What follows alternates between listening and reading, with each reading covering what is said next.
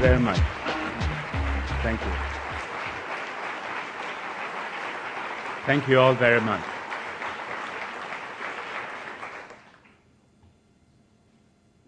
Thank you, Lee, for that kind and wonderful introduction. You started by saying we took some rest and had time for reflection. I suspect Nan would disagree with that. She said I didn't take enough rest and I allowed too much interference when we were resting. And I also promised her that we're going to try and devise a life that will give us a balance between action and reflection. And I was the one who used to advise all friends who were retiring to be careful not to become busier retired than they were working full-time. And I'm finding it difficult to keep my own advice. And it's really wonderful to be here. And Nan and I have tried to sort of get back to the swing of things and normal life, try to walk around incognito. It's not always possible. Sometimes we have succeeded. On one occasion, we were in the Como region, and we went into a shop to buy a newspaper. We spotted a group of men staring at us, and suddenly one of them broke away and walked straight to me. He said, "Echo, now I know who you are. Morgan Freeman."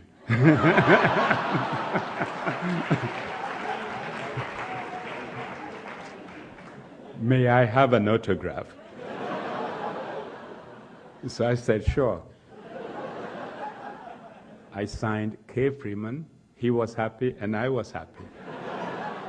And two Italian security people at a distance watching us said, "We are also extremely happy because you are not here. Only Morgan Freeman is here, and we have no work to do."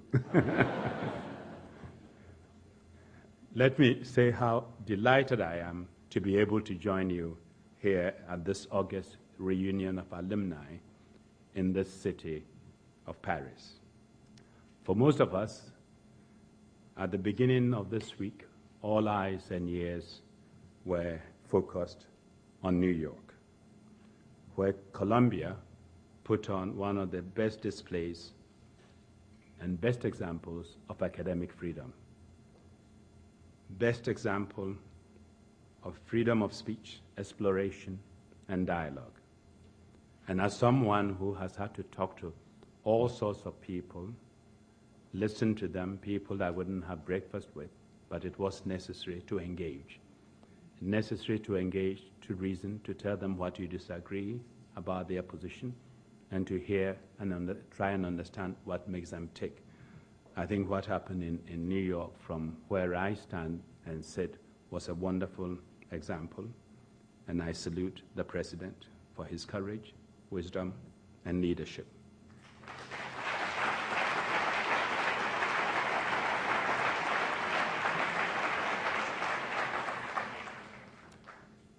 "59 years ago, another New York institution, a venerable New York institution, came to Paris to discuss the New World Order. Her favorite uncle and husband had attended your law school, and after enduring years of economic depression and World War from the White House, she found herself here defending the Universal Declaration of Human Rights that she had fought so hard to draft under the auspices of the fledgling United Nations, which is today our best hope for international cooperation, peace, and security. In her landmark speech at the Sorbonne, titled "The Struggle for Human Rights," Eleanor Roosevelt expressed her wish and addressed a world weary and worry from totalitarian rule. Unlike today, Paris at that time bore the rubble scars of Nazi ambition, what she described as the greatest historical battles between freedom and tyranny. The same could have been said for much of Europe, Northern Africa, and the former Soviet Union. For them and for Roosevelt, The revolutionary cause of universal human rights had everything to do with shaking off this history, and with it, the oppression of external state-sponsored power. From freedom of speech and free press, freedom of religion and worship, and freedom of assembly and the right of petition, the right of men to be secure within their homes and free from unreasonable search and seizure, and from arbitrary arrest and punishment. Human rights for her generation meant preservation of human freedom for the individual. Do you ever stop to wonder what would have happened if the Universal Declaration of Human Rights had been declared before the 30s, before the World War? Would it have encouraged more people to speak up? Would it have given them something to hang their hats on? Would we have had more Schindlers, more Raoul Wallenbergs, because they had some point of reference? Anyway, I leave you to ponder that question. Today's special assembly offers us a fitting opportunity to take stock of how far human civilization has come since September 28, 1948, and to consider what the meaning of and the greatest threats to universal rights are today. Without question, we have taken great strides in the intervening decade to expand human rights. Last spring, for example, the International Convention on the Rights of Persons with Disabilities, which includes the mentally ill, was adopted by the UN General Assembly. It was the quickest process for the adoption of such a human rights convention in the history of the UN. And people from around the world lobbied for it via the internet. And the World Summit in 2005 solemnly adopted the doctrine of responsibility to protect, meaning that governments have a responsibility to protect their citizens, their own citizens, from gross and systematic abuse of their human rights, from genocide, ethnic cleansing, and abuse of international humanitarian law. But that is only half of the question. That resolution, adopting the responsibility to protect, also places responsibility on the rest of us. It means we have no excuse to sit back and do nothing and claim it's an internal affair of such and such a state. Some crimes are so shameful, are so disgusting that they shame all of us, and they are not for attribution. Each and every one of us and our governments must ask, what can I do? What should we do? And that, I think, is a really important addition to the protection of the individual. Now, of course, we have to put it to a test. Add to this the UN Declaration of Rights of Indigenous People, which the General Assembly passed less than 2 weeks ago, a couple of weeks ago, after 20 years of debate.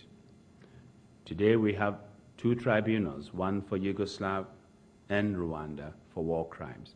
And there have been some really exciting gains. Rwanda Tribunal, for example, was the first one to come down with a judgment indicating rape was a war crime and a weapon in war.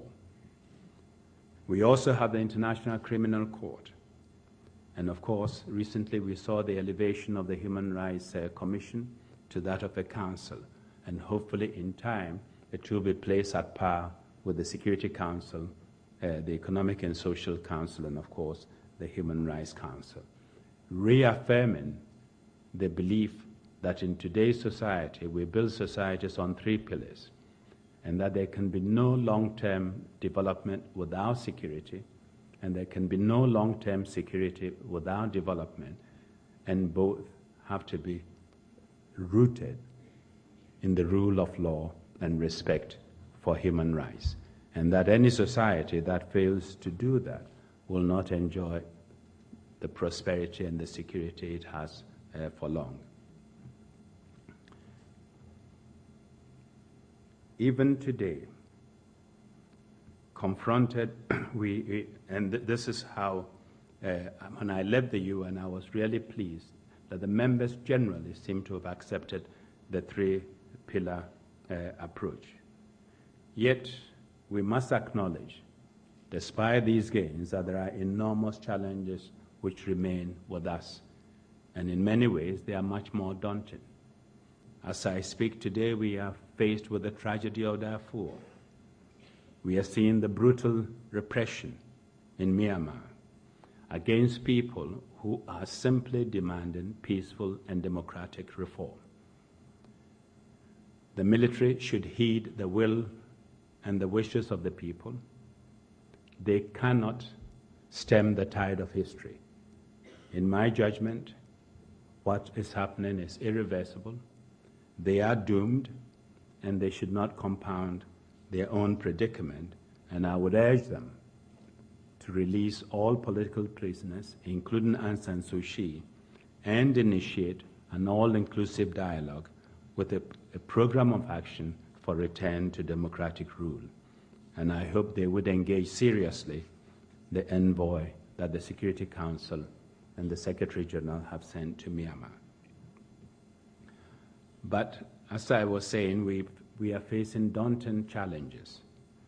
And today, the threats that we face do not necessarily come from others.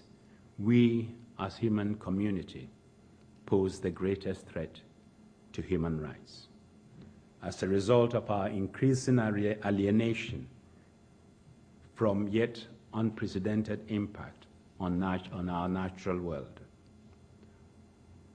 As some of you may know, environmental change and natural disasters already displace more people than armed conflict. We had 10 million East Africans hit by floods or drought in recent years. This year, flooding due to heavy monsoons had affected estimated 20 million people in South Asia, including 1.6 million in China. Tens of thousands of Africans in West Africa and the Sahel region have lost their homes and livelihood because of rain. And I must say, there is growing consensus among the scientific community that the increased severity and frequency of these extreme events is direct result of global change and climate warming. At the same time, we face an unbearable and growing gap between extreme wealth and poverty. The situation is urgent. There are 220 million Africans, 1/3 of our population, who suffer from hunger, and more than 300 million people south of the Sahara who live on less than $1 a day. These twin challenges, the sustainability of our planet and the well-being of its poorest inhabitants, are, to me, the greatest threats to human rights today. We cannot solve one without the other.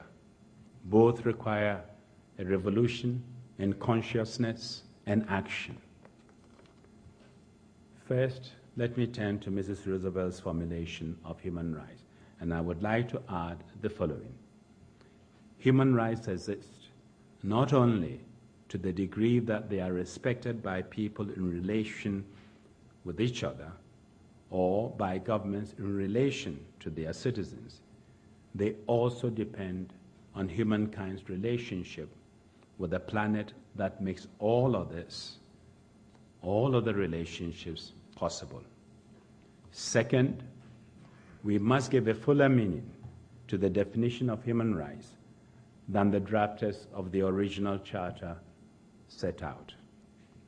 It is no longer enough to protect the dignity of the human personality by staying in the hand of arbitrary power. We must also advance human dignity through robust, equitable social and economic development. Taken together, I believe our new mantra must be pro-poor, pro-environment, pro-human rights. This is where I have concentrated my efforts since leaving the United Nations last December. For example, next month, with the support of the Swiss government, I will launch a new global humanitarian forum in Geneva. Its primary focus will be to explore the transformation, to explore and transform the relationship between poverty, the environment, and the individual, and of course the humanitarian response. We must be proactive and embrace the culture of prevention. The forum will look at the humanitarian impact of climate change. As first priority, we will look at adaptation.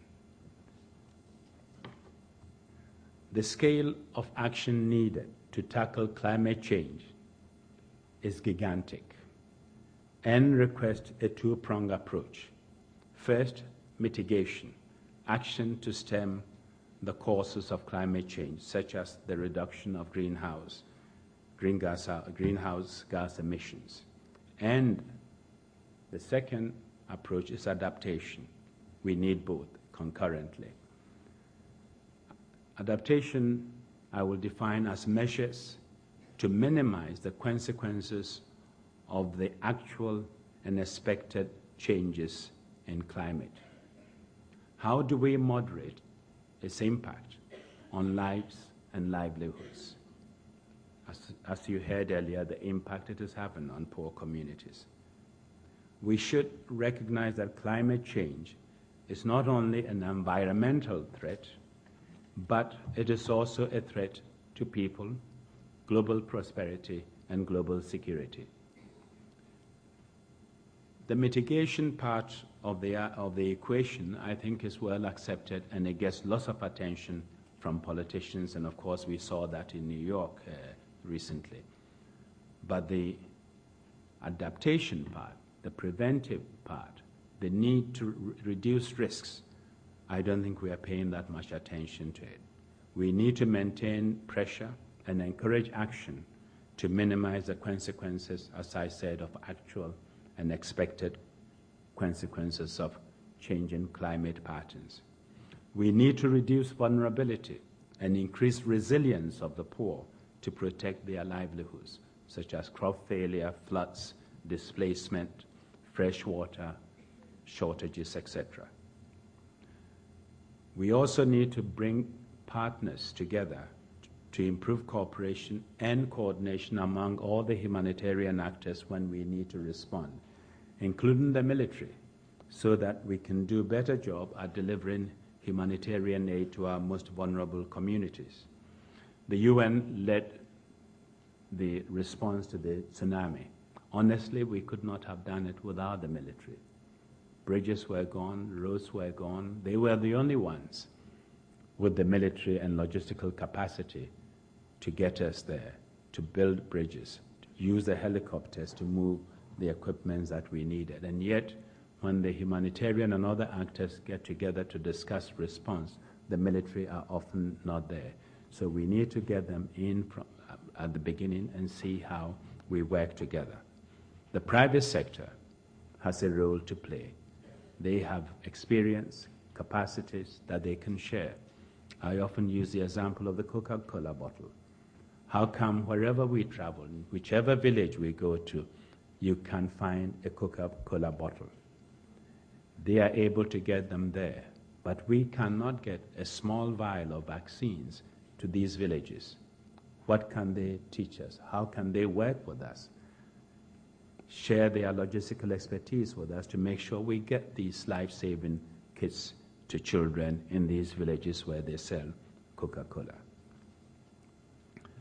I think solving our greatest environmental challenges will, over time, reduce the frequency and intensity of natural disasters in the world, which in turn will reduce the forced migration of millions of refugees. And this phenomenon is going to continue. We will have more environmental refugees and migrants than we do see ordinary refugees. This is how we can give meaning to the human rights of home and bodily security and integrity. To follow this through with action, I have taken on the chairmanship of the Alliance for the Green Revolution in Africa. Africa is the only continent that has not gone through a green revolution and the only continent that cannot feed itself, that has no food security. We know what that kind of revolution did for Asia and Latin America. We are trying to put forward a uniquely African green revolution, which will be headquartered in Nairobi. The Alliance is working closely with African governments and others to address poverty at the core, while also improving the health and vitality of the soil on which our citizens toil. Some of you may know the African soil is the most depleted in the world today. Our goal is to dramatically increase food productivity, assure food security, increase incomes, and improve livelihoods of small-scale farmers, many of whom are women. With the support from the Rockefeller and Gates Foundations, the Alliance has launched educational programs among these farmers while equipping them with new seeds and other productive and resilient species. This is only the start. We also plan to develop programs for improving the health of Africa's soils, a water management initiative that will help small-scale farmers get more crop per drop, and implementing key improvements to facilitate these farmers' access to market information systems, crop storage, processing, and transportation. We would also work with the African governments to come up with the right agricultural policies that will be pro-rural development and pro-African farmers. We would seek to increase production by 6% a year and try to cut food shortage by 50% by 2015. And I believe the best way to do this is through education that empowers rather than imposing solutions on them. By listening to our farmers' concerns, we will earn their trust and be able to teach them that the contradiction they fear between productivity and environmentalism is a false one. This is a revolution that we will, the way we see it, will put green in people's pockets while also enriching the greens of the earth. On every front, education holds the key to progress. And an understanding you have demonstrated by your presence here today in so many numbers. Like many of you, I have not been a student in a classroom for a long, long time. But the tests I have taken in my adult and real life have yielded some lessons I'm now eager and willing to share.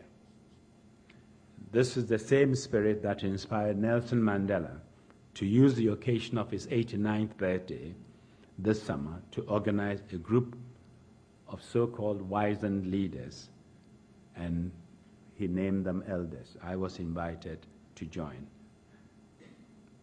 I know in the West, the word elder has sometimes negative connotation. It means you are passé, without energy, and probably weak or irrelevant. But in my culture, it implies experience, wisdom, and understanding of the environment and the world around you.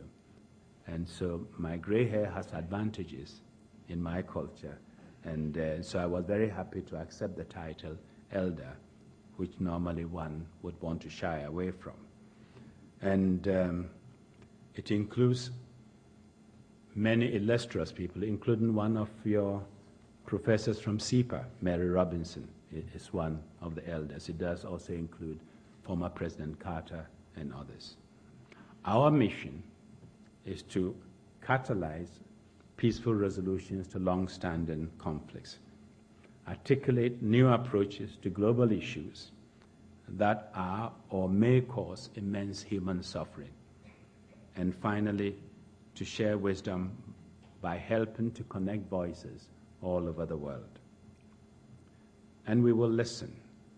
That is where learning begins. We will listen. Those in power are the ones who must also listen most.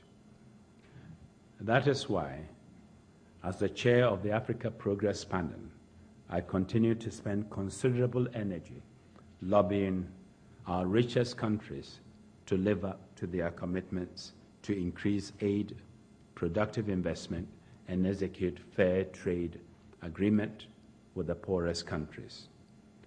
And why I will not rest until all the Millennium Development Goals are met. This requires putting constant pressure on an incentive before our governments to do better in representing all of their people. Just before I came here, I was in Berlin, in Germany, where I chaired the second replenishment conference for the Global Fund to fight AIDS, malaria, and tuberculosis. Chancellor Merkel joined me to open that conference, and we were extremely successful. We were able to raise $10 billion to continue our fight against the 3 diseases.